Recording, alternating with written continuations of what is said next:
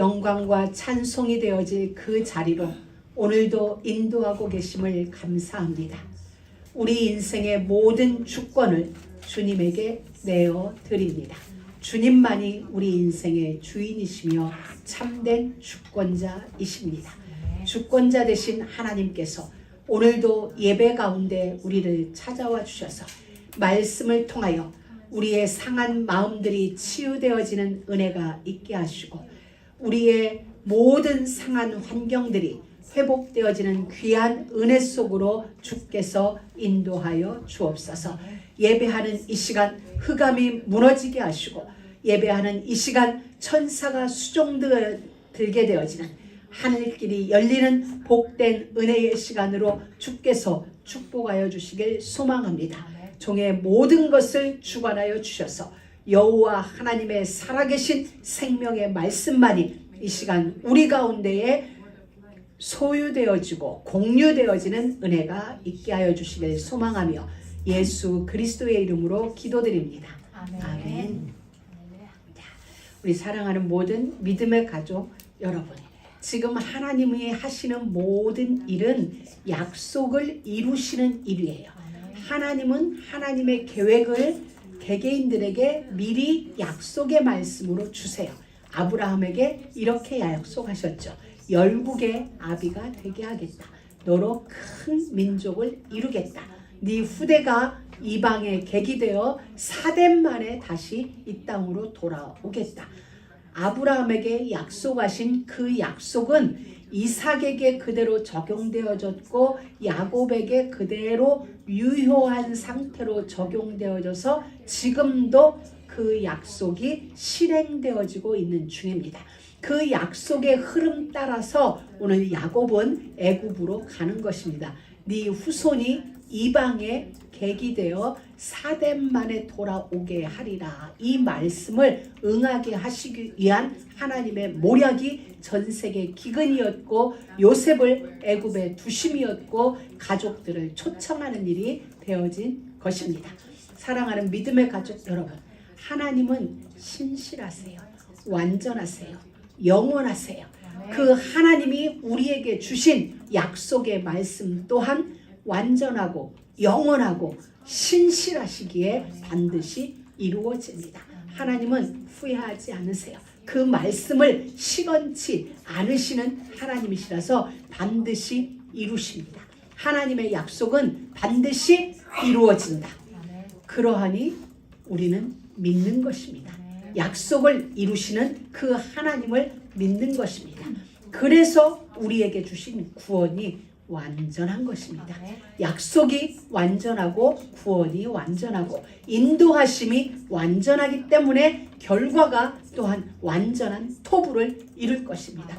그래서 우리는 안심해도 되는 것입니다. 안심하기 바랍니다. 걱정하지 마세요.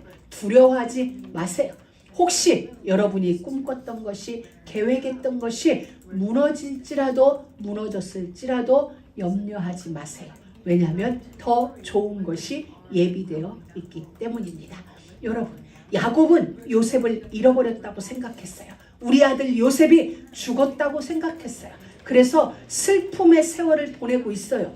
그런데 우리는 알고 있어요. 요셉은 죽지 않았고 저 먼 땅에서 이 가문을 살리기 위하여서 하나님은 요셉을 지금 키우고 계세요. 요셉을 통하여 이 가문 살리는 일을 준비하고 계세요. 그런데 야곱은 슬퍼해요.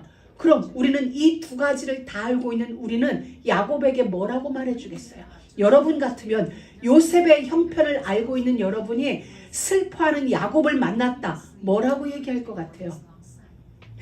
얘기해보세요. 여러분이 요셉을 죽었다고 슬퍼하는 지금 막 슬퍼하는 노인네 야곱을 만났어. 여러분이 길 가다가 딱 만났어. 그럼 여러분이 야곱에게 뭐라고 그러겠어요? 슬퍼하지 마. 걱정하지 마. 하나님이 지금 좋은 거 만들고 있어. 그런데 야곱은 어떻게 했어요? 안 믿어지겠죠. 안 믿겠죠. 근데 우리는 알고 있으니까 믿어. 요셉 지금 저쪽에서 잘 크고 있어. 야곱은 안 믿어져요. 딱 우리 같죠. 왜냐면 우리는 지금 우리 환경에 갇혀 있기 때문에 환경과 요 상황 속에 갇혀서 요것만 보기 때문에 저편에서 일하시는 하나님의 일하심이 안 보여져요. 그래서 믿으라고 그러는 거예요. 너희 눈에는 안 보여. 내가 말해줘도 알지도 못해. 그러니까 그냥 믿어. 그러는데 우리는 안 믿어진 채로 오늘의 상황에 갇혀서 걱정하고 슬퍼하는 거죠. 그래요. 지금 우리의 믿음의 선진들이 우리의 내일을 알고 10년을 하는 히브리서 11장에 기록된 믿음의 선진들이 지금 우리에게 계속 그 말 해주고 계시는 거예요. 걱정하지 마. 저 좋은 것이 준비되고 있어. 염려하지 마. 슬퍼하지 마. 진짜 멋진 거 준비되고 있어. 근데 우리는 안 믿어지고 안 보여지니까 냅둬 나 그냥 슬퍼할래. 냅둬 나 그냥 걱정할래. 이러는 거예요. 똑같아. 히브리서 11장 구름같이 둘러싼 허다한 증인들이 지금 우리에게 얘기해주고 있는 거예요. 더 좋은 게 지금 준비되고 있다. 더 좋은 것, 그것 때문에 그래서 그런 거야. 지금 얘기해 주는 거야. 야곱에게 그러는 거야. 더 좋은 것, 요셉을 통하여 7년 대환란이 있을 건데, 기근이 있을 건데, 그때를 대비해서 지금 하나님이 준비하고 있는 중이야. 그 좋은 것 때문에 그래서 그 일이 일어났어 라고 얘기하는데, 오늘 환경에 갇혀 살아가는 야곱은 이해가 안 되는 거야. 그래서 하나님은 우리에게 믿으라는 거야. 우리의 환경에 우리의 어떤 말이 들어와도 우리는 안 믿어져요. 그래서 그냥 믿어야 되는 거야. 하나님이 더 좋은 것 준비하고 있다는데 우리는 알 수가 없어. 보여지지가 않아. 그래서 우리는 끙끙대는 거예요. 근데 하나님은 어쩔 수 없어. 믿으면 괜찮고 안 믿으면 너 끙끙대야 돼. 근데 우리는 그 갈림길에서 어떤 땐 믿어졌다, 어떤 땐 안 했다, 이 삶을 하는 거죠. 근데 여러분 한번 생각해봐요. 그 아들을 죽기까지 우리를 위하여 내어주신 이가 어떤 좋은 것을 주시지 않겠느냐? 성경은 그랬어요. 아들을 죽기까지 내어줬는데 그걸 못 주겠어요. 아들을 십자가에 매달기까지 했는데 그게 다죠. 전부죠. 그러면 그거 우리가 지금 원하는 건 쪼만큼의 명예, 쪼만큼의 부, 쪼만큼의 인간, 쪼만큼의 뭐예요? 아니 죽기까지 내어주시니까 요런 거 못 주겠어요. 근데 우리는 지금 하나님 아들 십자가에 죽은 거 그거 말고 요거 주세요. 요것 때문에 아파. 우리 이러거든요. 근데 여러분이 조금만 정신 차리고 생각해보면 맞아. 아들을 죽기까지 내줬는데 그거 못 주겠어? 그렇지. 안 줄 때는 이유가 있지. 이것보다 더 좋은 뭔가가 있는 거지. 이게 되어지는 거죠. 근데 우리는 지금 요 논리를 지금 못 따라가는 거야. 내 환경이 나를 이렇게 밀어붙이니까. 근데 그때 잠시 멈춰서, 그게 뭐냐면 야곱이 예배드리는 행위였어요. 바로 잠시 멈춤, 그게 예배인 거예요. 이제 이스라엘로 오늘 46장 1절에 보면 이스라엘이 그 모든 소유를 이끌고 발행하여 라고 했습니다. 발행하여. 지금 이제부터는 야곱이 움직이는 게 아니라 한 민족의 움직임으로 하나님은 만들겠다는 거예요. 지금 전환점이에요. 한 개인이 민족의 역사 속으로 들어가는 전환점이 되기 때문에 하나님은 이스라엘, 야복강에서 만들어준 그 이름 이스라엘이 모든 소유를 이끌고 출발했다. 그리고 모든 소유를 이끌고 출발해서 그가 한 첫 번째 일은 멈춤이었어요. 가던 길에 멈추고 하나님 앞에 지금 서는 것입니다. 여러분, 예배가 무엇이라고 생각합니까? 잠시 멈춤이에요. 예배는 잠시 멈춤이에요. 나의 하던 그 일을 잠시 멈추고, 내가 계획한 그 일을 잠시 멈추고, 내가 하고 있는 그 일을 잠시 멈추고, 내 생각, 내 결정이 아니라 하나님께 묻는 것입니다. 행여 내 생각일까? 행여 내 결정일까? 하나님 앞에 묻는 것입니다. 나의 주권을, 내 인생의 주권을 하나님께 내어드리는 거예요. 내 인생의 주인, 내 인생의 주관자 하나님이십니다를 확인하는 시간이 예배인 거예요. 또 하나, 이 예배는 세상에 저항하는 시간이에요. 세상과 맞서 싸우는 시간이에요. 세상, 너희들은 너희들의 일을 하지만 나는 하나님을 예배해. 나는 하나님과 선택해. 우리는 지금 세상과 직접적으로 싸우고 있진 않지만 예배를 통하여 세상과 싸우고 있는 것입니다. 너희들은 세상 물결을 따라 흘러가지만 나는 그 물결을 거슬려 지금 복음의 물결을, 언약의 물결을 따라 가고 있어. 이게 나야 라고 세상과 저항하는 나를 지금 확인하는 시간이 예배 시간인 겁니다. 우리는 이 예배 시간을 대충 생각하면 안 돼요. 지금 세상은 거대한 문화라는 이름으로, 유행이라는 이름으로, 각각의 이름으로 지금 흘러가고 있어요. 그런데 흘러가는 그 속에서 우리는 지금 거슬려 예배 속으로 들어온 거예요. 그렇기 때문에 우리는 이 시간, 별거 아닌 것 같은 이 시간이지만 지금 세상의 흐름을 바꾸는 거예요. 내 인생의 흐름을 세상의 흐름 속에서 바꾸어서 하나님의 흐름 속으로 돌이켜놓는, 그러니 이 시간은 세상에 저항하는 시간인 것입니다. 또 하나는 우리는 세상에 속한 자지만 세상에 속한 자가 아니라 이 세상에 살고 있지만 우리는 하나님께 속한 자임을 선언하는 시간이에요. 그래서 어디 갔다 왔어 할 때 나 예배하고 와 있어, 나는 예수쟁이야, 예수 믿는 사람이야 라고 여러분이 얘기하는 건 나는 세상에 살지만 하나님께 속한 자야 라는 것을 여러분이 선언하는 시간이에요. 발표하는 시간이에요. 그 시간에 사실은 흑암이 무너지는 시간이에요.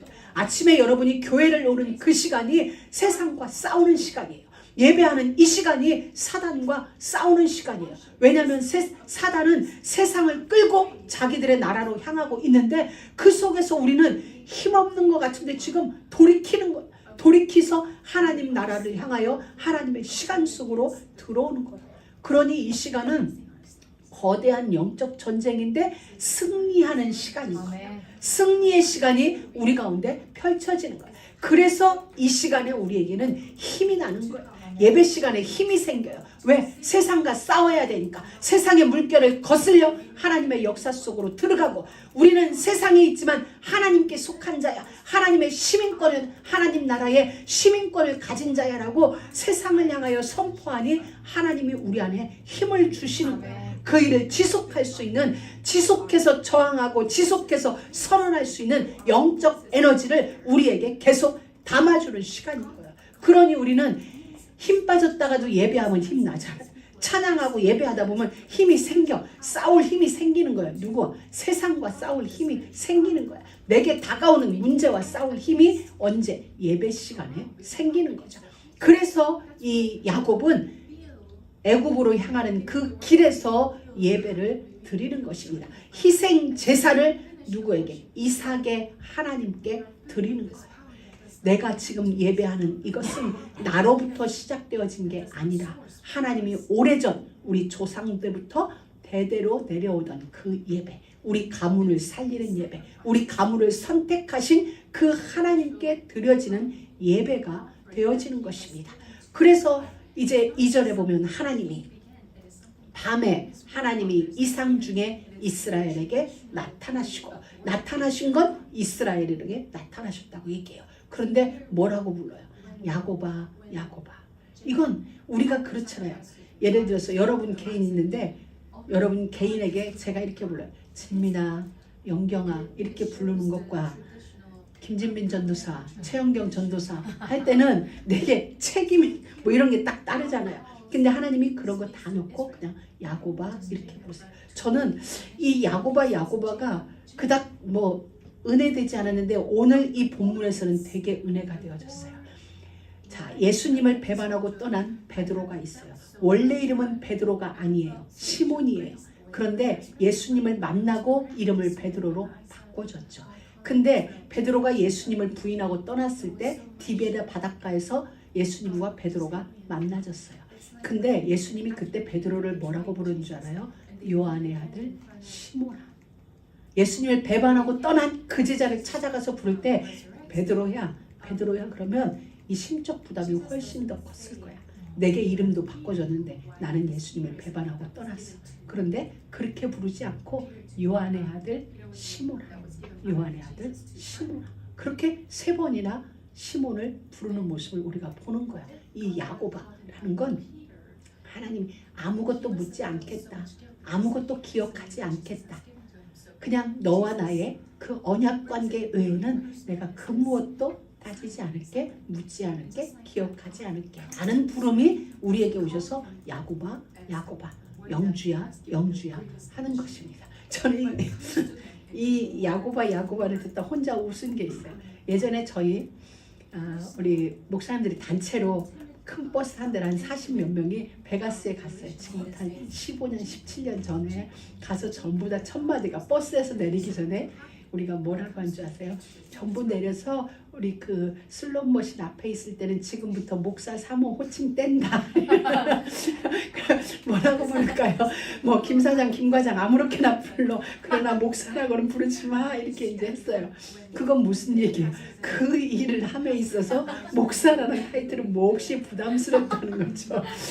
그런데 그러다가 우리 중 한 명이 터뜨렸어. 2,000불인가를 그거를. 그러니까 첫 마디가 뭔지 알아요? 할렐루야. 그래놓고 윤 목사가 2,000불 터뜨렸대. 우리 조금 전에 목사라는 호칭 떼기로 했는데 순간 여기저기서 야후야후.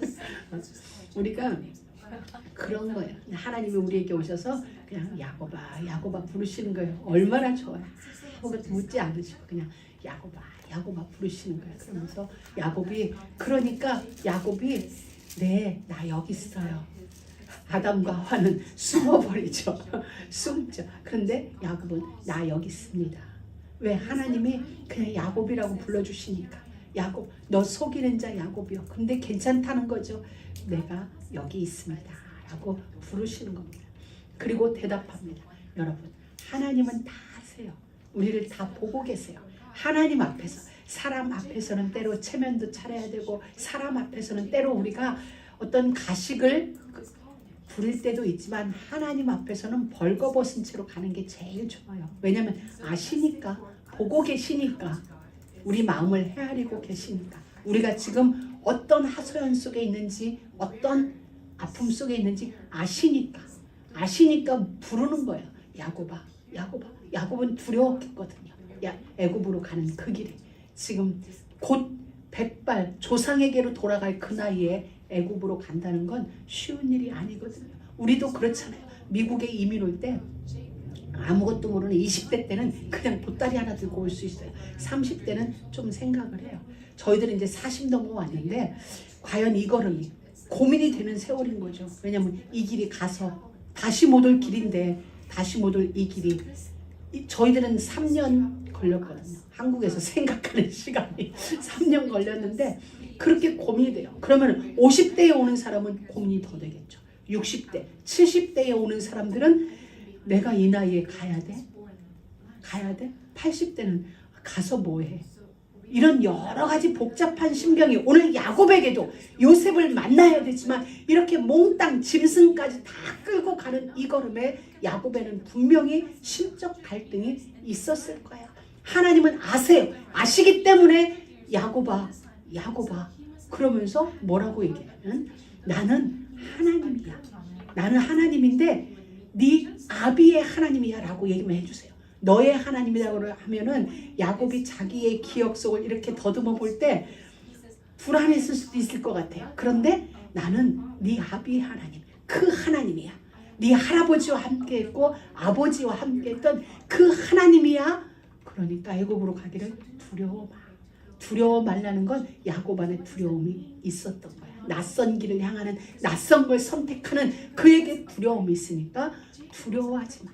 아신다니까요. 우리가 그냥 하나님 불러도 하나님은 아세요. 우리 마음, 얘가 왜 하나님 부르는지 그냥 아시는 거야. 목소리 안 들려도 알아요. 우리가 그냥 마음으로 주님 해도 얘가 왜 지금 주님이라고 부르는지, 아니 어쩌면 부르기 전에 이미 아세요. 그런데 기다리고 계시는 거예요. 하나님은 부엘세바에서 야곱의 예배를 기다리셨던 거예요. 그리고 말씀하세요. 애굽에 가기를 두려워 말아라. 내가 거기서 너로 큰 민족을 이루게 하겠다. 하나님이 목적을 알려주세요. 네가 지금 애굽으로 가는 건 먹고 살기 위한 게 아니야. 이 기근을 피하기 위해 가는 게 아니라 큰 민족을 이루기 위해서 가는 것이다 라고 애굽으로 가는 목적을 알려주세요. 그러면서 4절에 가서 이렇게 말씀하세요. 내가 너와 함께 애굽으로 내려가겠고, 함께 가겠다는 거야. 너 혼자 보내는 게 아니라 내가 같이 갈게. 내가 같이 갈게. 그리고 너를 반드시 인도하여 다시 올라올 것이다. 이 약속을 들을 때 야곱은 정말 그 옛날 형이 두려워 외삼촌 집으로 피난 갈 때 루스드라에서 돌베개 베고 잠을 자던 그 밤에 나타났던 하나님이 생각났을 거예요. 그때도 하나님이 야곱에게 말씀했어요. 네가 어디로 가든지 내가 너와 함께하며 반드시 내가 너를 이 땅으로 데리고 돌아올게. 약속 주셨던 하나님이 지금 오랜 세월 후에 거의 8, 90년 후에 다시 야곱에게 나타나서 말씀하시기를 걱정하지 마. 내가 같이 갈게. 그리고 너를 반드시 데리고 와서 이 가나안 땅에 네가 있게 할게 말씀하시는 거야. 그러면서 요셉이 그 손으로 내 눈을 감기리라. 그 말씀을 해주시죠. 요셉이 자녀들이 보는 앞에서 임종을 맞이하게 될 것이다 라고 개인의 종말에 대한 메시지까지 하나님이 주세요. 여러분 얼마나 안심되는 걸음이에요. 이제 하나님이 앞으로 있을 일이 뭐냐면 큰 민족이 이루어지는, 그리고 그 가운데서 자녀들이 보는 앞에서 이제 야곱 인생이 마감되어지는 그 일을 바라봤을 때 야곱은 얼마나 행복했겠어요. 진짜 안심이 됐겠죠. 왜냐하면 자기가 사랑하는 아내는 노중에서 죽어가지고 그냥 길가에 묻었잖아요. 조상들의 무덤에도 가지 못하고 길가에서 죽어서 길가에 그를 묻었는데 자기는 자녀들이 보는 데서 죽는다는 거예요. 그리고 이 가나안 땅으로 돌아와서 조상들의 무덤에 묻히게 될 것이다 라고 하나님이 이렇게 이야기를 해주니 애굽으로 가는 야곱의 걸음은 얼마나 안심되는 걸음이겠어요. 이제는 진짜 힘이 나갔을 거예요. 하나님이 모든 순간 도우셨으니 그 하나님이 이제 앞으로의 인생에도 함께함이 보여지는 거죠. 자, 사랑하는 믿음의 가족 여러분, 온 인류를 구원하시기 위하여서 하나님은 이스라엘 12지파를 만드시고 12지파를 통하여 큰 민족을 만들기 위한 하나님의 그 모든 모략을 우리가 어떻게 알 수 있겠습니까? 안다고 하나 다 알 수 없는 거고 우리가 본다고 하나 다 볼 수 없는 것입니다. 그래서 우리는 믿는 것입니다. 그래서 우리의 주도권을 하나님 앞에 내어드리는 것입니다. 오늘 그 일이 예배를 통하여 이루어졌습니다. 5절에 야곱이 브엘세바에서 발행할세. 다시 말하면 하나님이 개런티를 해주는 거야. 이제 너는 이렇게 될 거야. 여러분 개런티가 분명하면 그 발걸음이 얼마나 가볍겠어요. 여러분이 주식을 하거나 뭘 해요. 투자를 하는데 개런티가 분명해. 최소 30% 순이익 보장. 이렇게 되면 얼마든지 가능하죠. 그런데 리스크는 감당해야 돼요. 그럼 우리는 주저되는 거야. 여러분이 여기에 투자를 하는데 리스크도 생각하셔야 돼요. 이것과 어떤 한 부분은 이런 거야. 여기는 리스크 절대 없습니다. 노 리스크 최소 30%. 그러면 여러분은 주저없이 이걸 선택해요. 그리고 이걸 선택해 놓고 걱정 하나도 안 해요. 왜? 개런티가 됐으니까. 오늘 야곱이 하나님으로부터 그 확정을 받은 거예요. 내가 너로 큰 민족을 이루겠고 다시 이곳으로 돌아오게 할 것이고 요셉이 네 눈을 감길 것이고 내가 너와 함께 갈게. 충분하잖아. 충분한 거야. 주님이 같이 가신다는 거야. 그러니 무엇을 못하겠어. 이제부터 가는 걸음은 정말 가벼운 걸음이 되는 것이죠. 여러분 예배는 잠시 멈춤이죠. 우리도 잠시 멈추고 지난 금요일 제가 정말 찬양의 은혜를 많이 받았어요. 주님 여기 계시니 우리 이 찬양 한번 부르고 우리 다시 예배가 진행되도록 하겠습니다. 물론 이 찬양도 예배입니다. 가사가 이래요. 주님이 여기 계시니 주님이 보고 계시니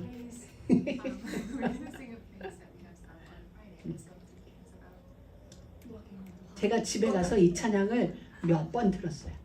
몇 번 들으면서 와, 참 은혜롭다. 은혜롭다. 시와 그림의 찬양인데 제가 시와 그림 찬양을 좋아했거든요.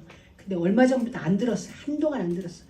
항해자, 아름다운 마침표, 그거 이후로 잘 안 들었던 것 같아요. 그런데 이 찬양을 들으면서 와, 복되다.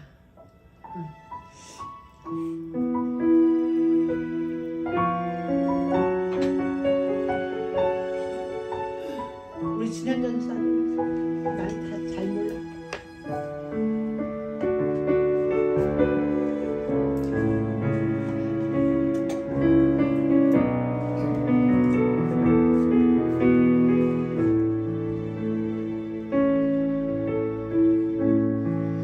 주님 나를 부르시니 두려움 없이 매서 나아가리라.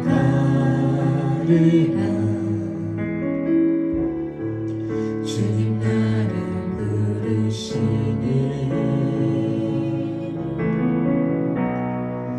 주님 내게 오라시니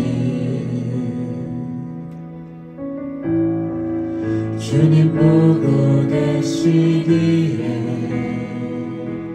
의심치 않고 바다를 걸어가리라.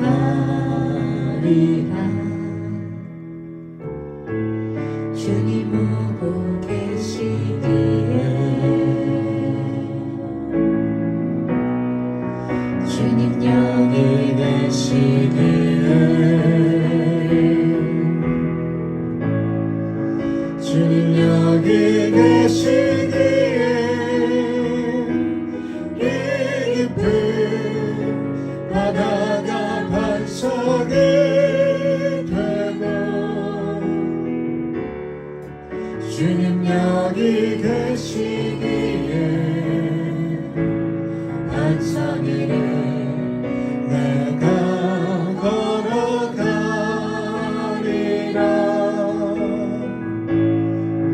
주님 여기 계시기에 저같이 파도가 반석이 되고 주님 여기 계시기에 반석 위를 내가 걷습니다. 주님 나를 부르시니 두려움 없이 위에서 나아가리라. 주님 나를 부르시니 주님 내게 오라시니 주님 보고 계시기에 의심치 않고 바다를 걸어가리라. 주님 보고 계시기에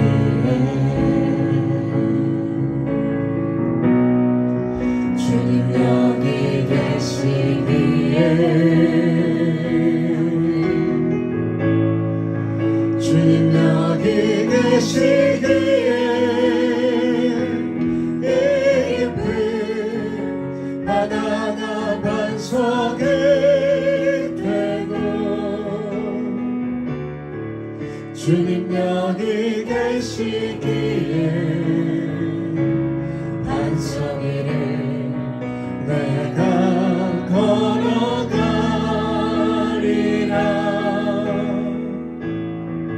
주님 여기 계시기에 저같이 파도가 반석이 되고 주님 여기 계시기에 반석 위를 내가 걷습니다.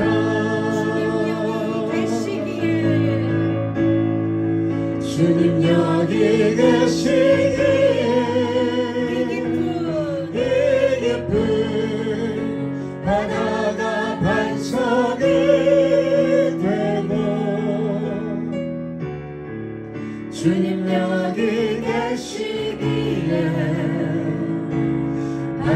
반석이를 내가 걸어가리라.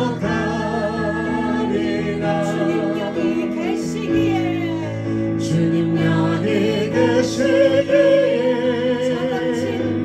저같이 파도가 반석이 되고 주님 여기 계시기에 반석이를 내가 걷습니다. 주님 여기 계시기에 예쁜 바다가 반석이 되고 주님 여기 계시기에 반석이를 내가 걸어가리라.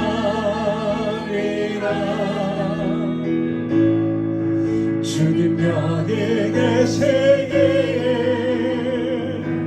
저 거친 파도가 반석이 되고 주님 여기 계시기에 반석이를 내가 걷습니다. 주님이 여기 계시기에 저 거친 파도가 반석이 되고 주님이 여기 계시기에 주님이 나와 함께 가시기에 그 반석 위를 우리가 걷습니다. 정말 멋진 신앙 고백의 찬양 같습니다. 이제 우리는 12절을 보려고 합니다. 8절부터 보면 이제 야곱이 70명이 만들어진 레아에게서 라헬에게서 실바에게서 빌하에게서 태어난 아들들이 소개되어지고 있습니다. 거기에서 우리가 눈여겨볼 족보가 12장입니다. 12절에 보면 이렇게 기록되어 있습니다. 유다의 아들 곧 엘과 오난과 셀라와 베레스와 세라니. 엘과 오난은 가나안 땅에서 죽었습니다. 계대 혼인, 형이 자식을 낳고 죽지 못하면 동생이 그 일을 이루어가는 계대 혼인법에 위배되어서 그들이 죽습니다. 그리고 베레스와 거기서 두 아들이 태어나죠. 그런데 이 아들은 셀라와 베레스가 태어나는데 베레스와 셀라 두 아들이 태어나는데 이 아들은 며느리 다말에게서 태어난 아들이에요. 우리가 보면은 굉장히 수치스러운 일이에요. 감추고 싶은 족보예요. 그런데 하나님은 감추고 싶고 숨기고 싶은 그 족보를 드러내세요. 그 일을 드러내세요. 왠지 아세요? 바꿀 수 있기 때문이에요. 하나님의 전능은 그 수치스러운 족보를 영광으로 바꿀 수 있는 전능함이 있고 자신이 있기 때문에 우리가 숨기고 싶은 그 불미스러운 그 일을 하나님이 들추시는 거예요. 들추고 치료하고 자유함 받게 하시는 거예요. 그게 감춰지면 우리는 영원히 자유할 수 없어요. 영원히 나는 며느리 다말에게서 아들을 낳았다는 그 수치스러움이 감춰질 수밖에 없는데 하나님은 들추어내세요. 그 수치를 들추어내시고 그걸 영광스럽게 바꾸어 가세요. 그리고 우리로 하여금 거기에서 자유하게 하시는 은혜를 주세요. 여러분, 물론 죄와 허물은 부끄럽습니다. 그러나 하나님은 부끄러운 나의 그 일을, 나의 자녀의 부끄러움을 부끄럽지 않은 일로 만들어버리세요. 그게 우리의 하나님이세요. 왜? 하나님께는 힘이 있기 때문이에요. 그만한 힘이 있기 때문에 나는 아버지 감추고 싶어요. 이 일은 나의 수치예요. 그런데 들추어내시면서 나에게 죄로부터 자유케 되어지는, 수치로부터 자유하게 되어지는 그 자리로 데려다 놓으세요. 이 족보가 마태복음 1장 예수님의 족보에 그대로 나가요. 유다는 다말에게서 베라스와 세라를 낳고, 여러분, 이 하나님이 우리의 하나님이세요. 이 하나님을 진짜 신뢰하세요.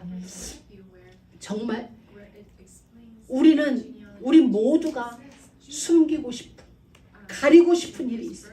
그런데 하나님은 이 모든 일들을 놀랍고 영광스러운 일로 만들어 가시면서 우리에게 보여주세요. 우리는 그 하나님의 자녀인 것입니다. 그러하니 그 하나님을 신뢰하세요. 하나님은 투명하게 드러내놓기를 원하세요. 여러분, 죄가 왜 죄인 줄 알아요? 감추니까 더 죄가 되는 거예요.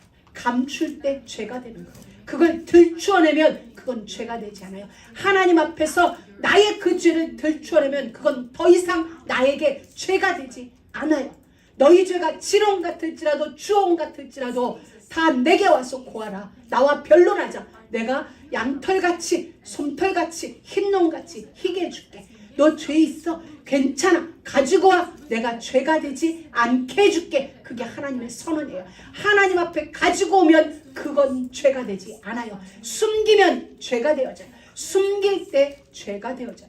그게 죄의 속성이에요. 그래서 사단은 우리에게 숨기라는 겁니다. 가리라는 겁니다. 덮으라는 겁니다. 하나님은 열으라는 거예요. 숨기지 말라는 거예요. 나는 숨기지 않아도 될 만큼 나는 이미 십자가에 내 아들을 죽였다. 그러니까 숨기지 말고 가져와. 가져오면 그게 영광이 되어지고 그게 찬양이 되어질 것이다 라고 하나님은 오늘 이 12절을 통하여 우리에게 말씀해주고 계시는 것입니다. 여러분, 창문에 우리 방 안에 냄새가 나요. 그럼 어떻게 해요? 우리는 팬을 틀고 창문을 열고 쫓아내요. 왜? 쫓아내면 사라지니까. 그런데 방에서 냄새 난다고 곰팡이가 핀다고 창문을 계속 닫아두면 곰팡이는 점점 더 심해지죠. 냄새는 더 심해져요. 사라지지 않아요. 그런데 창문을 열고 환기시켜버려요. 그럼 끝나요. 결국은 바람이 불어오면서 곰팡이는 사라져요. 곰팡이는 다 사라지게 돼 있어요. 하나님이 우리에게 그걸 보여주세요. 이 족보를 굳이 들추어 가시면서 하나님은 우리에게 그 일을 보여주시는 거예요. 여러분, 하나님이 행하시는 일은 정말 신비롭습니다. 크고 놀라우신 일을 믿으세요. 하나님 자체를 믿으세요. 그러면 하나님의 하시는 모든 일들을 우리는 신뢰하며 순종할 수 있게 되어지는 것입니다. 행여 우리 인생 속에 부끄러운 일 하나님 앞에 드러내세요. 하나님 앞에 저는 미쁘고 의로우사 우리가 우리 죄를 자백하면 그는 다 사하여 주신다고 말씀해 주고 계세요. 그리고 우리가 고백할 때 하나님은 그 일을 영광스럽게 사용하세요. 그 일 자체가 영광이 아니라 그 일을 통하여서 하나님은 영광이 되어지는 일을 만들어내세요. 그 하나님은 그렇게 능력이 있으신 분이에요. 천지와 만물을 창조하신 창조주세요. 혼돈과 공허와 흑암이 기품이 있는 그곳에서 하나님은 이 아름다운 우주 만물을 창조하셨어요. 그 하나님이 지금 우리를 부르시고 우리를 인도하고 계세요. 우리의 가는 걸음 속에 실수도 있겠고 실패도 있겠고 엎드러지는 일도 있겠지만 우리가 하나님 앞에 돌아와서 하나님 하고 부르는 순간 하나님은 그 모든 것을 돌이켜서 영광이 되어지는 은혜를 우리 가운데 베풀어 주실 것입니다. 여러분, 인간의 욕망이 이루어지면 그건 죽음입니다. 인간의 욕망이 이루어지면 그건 사망이에요. 패망이에요. 그러나 하나님의 꿈은 이루어지면 생명 탄생이에요. 그곳에는 역사가 이루어지는 것입니다. 그래서 우리는 그 하나님을 신뢰하며 하나님께로 나가는 것입니다. 여러분, 예수님이 베푸신 기적은 이 땅에 예수님이 오셔서 베푸신 기적들이 뭔지 아세요? 죽은 자를 살리셨어요. 피 흘리는 그 여인의 피를 멈추게 하셨어요. 문둥병자를 추한 문둥병자를 고치셨어요. 볼 수 없는 그 자에게 보게 하셨어요. 간질로 쓰러지는 그 자들을 치유하셨어요. 여러분, 예수님이 하신 일이 이 일이에요.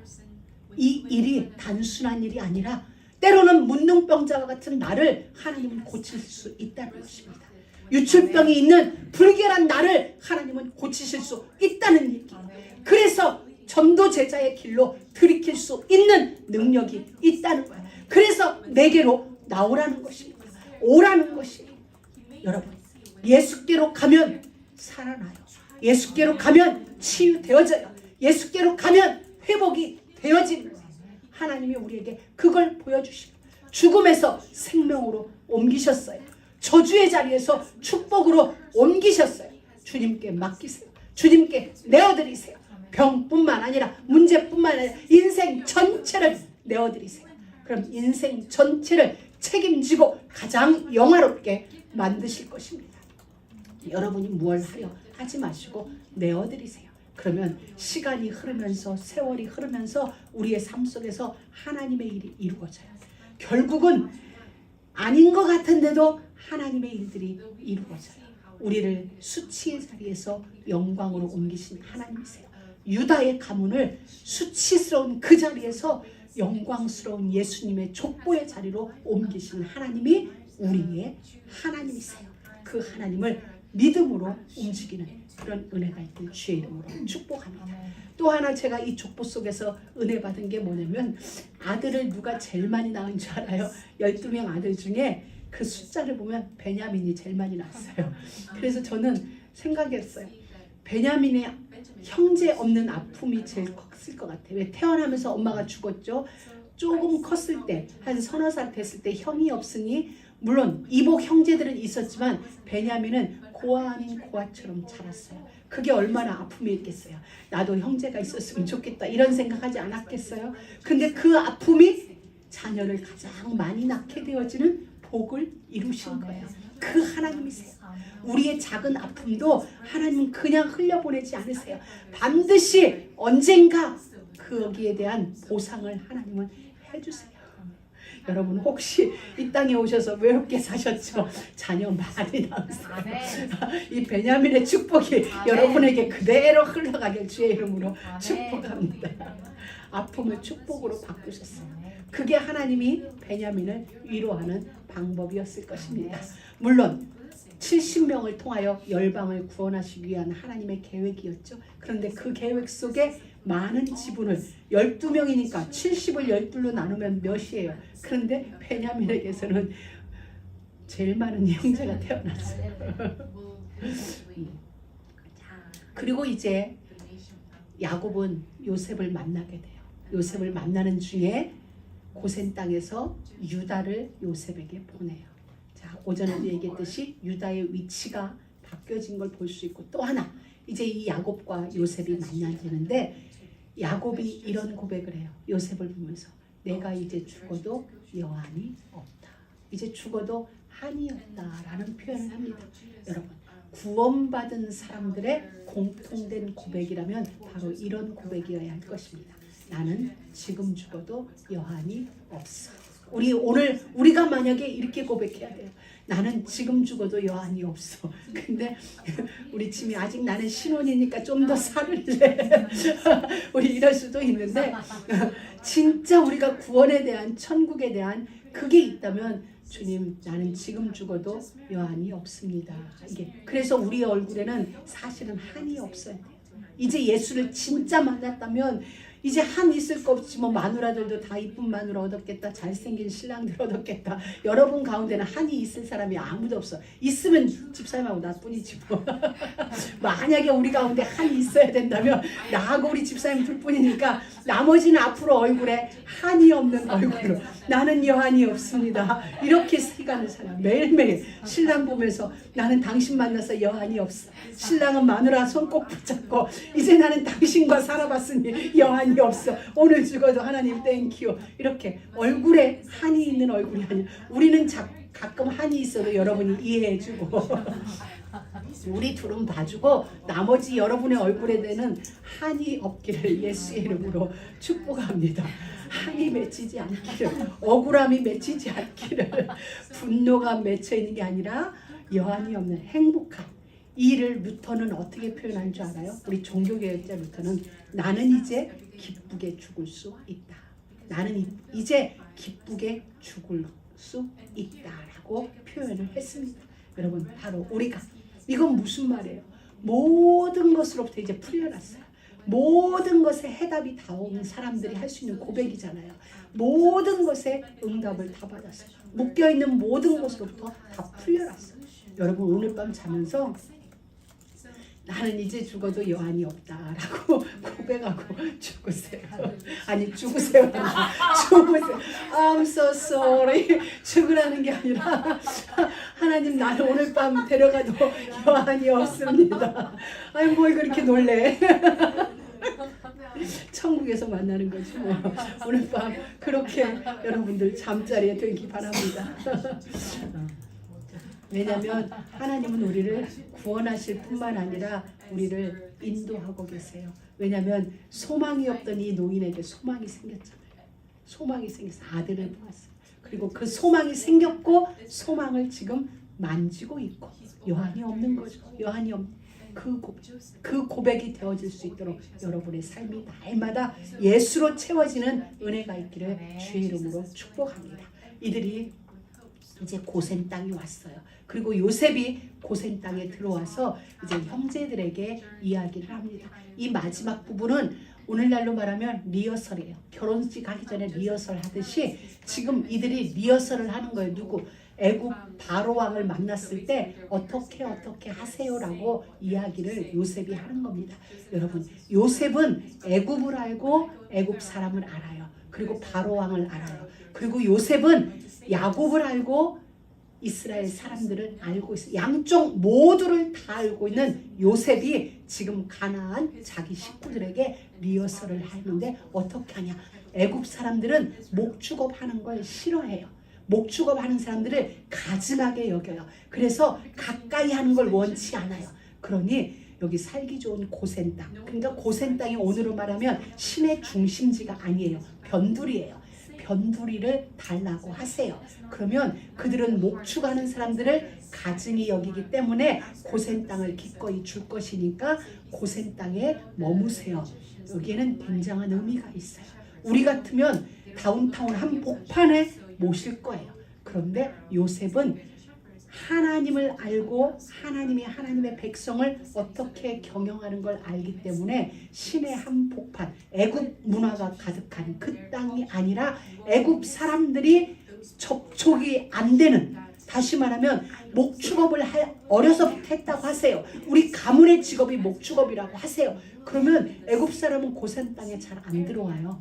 고센 땅에 잘 안 오면 어떤 일이 벌어지나요? 애굽의 문화와 접촉되지 않는, 하나님은 그 은혜를 요셉을 통하여 이미 애굽을 알고 있는, 애굽의 습성을 알고 있는 요셉을 통하여 고센 땅이라고 하나님의 문화가 유지될 수 있는 그 땅을 지금 인도하면서 리허설 과정에 있게 되어지는 것입니다. 사랑하는 믿음의 가족 여러분, 우리도 그렇습니다. 우리도 세상에서 살고 있고 세상과 함께 가고 있지만 우리는 세상에 속한 자가 아니에요. 세상 가운데 있지만 세상의 문화를 따르는 게 아니라 우리는 고센 땅에서 하나님의 문화를 정착시키며 하나님의 문화를 우리의 후대들에게 전승할 그 고센이 우리의 삶의 터전이 되는 것입니다. 이곳은 중심지가 아닐수록 좋은 겁니다. 하나님은 지금 그 고센 땅을 이스라엘 백성들에게 허락하신 거예요. 하나님은 우리를 고센에 주셨어요. 그래서 때로 여러분이 세상에서 조금 외로운 것 같아도, 세상하고 내가 조금 떨어져서 사람들하고 내가 조금 멀어진 것 같아. 그런 모든 상황들에 있어서 외로워하지도 말고 생각할 것도 없어요. 아, 하나님이 지금 나를 고센으로 인도한 거구나. 아, 고센 땅에서 하나님 나라의 문화를 정착시키라고 나를 지금 이렇게 두시는 거구나. 이렇게 생각하시면서 예수쟁이로 더욱 하나님의 나라 문화 이룰 자로 오늘의 삶을 경영하면 되는 것입니다. 여러분, 우리 삶의 근거지 고센 땅 잊지 마세요. 하나님이 준비해 준 고센 땅, 하나님이 계신 곳, 하나님의 보호가 있는 곳, 하나님의 구별된 백성으로 하나님 나라의 문화를 이루고 문화를 그 땅에 정착시킬 그곳이 고센 땅입니다. 하나님이 우리를 그곳으로 인도하신 것입니다. 그 놀라운 은혜가 우리 모두에게 있길 주의 이름으로 축복합니다. 하나님 감사합니다. 우리를 인도하여 주시고 우리와 함께하여 주시고 우리의 미래까지 이미 완전한 보장 속으로 인도하여 주신 하나님 감사합니다. 그 하나님을 믿으며 우리의 삶을 경영하게 하여 주옵소서. 예수님의 이름으로 기도드립니다.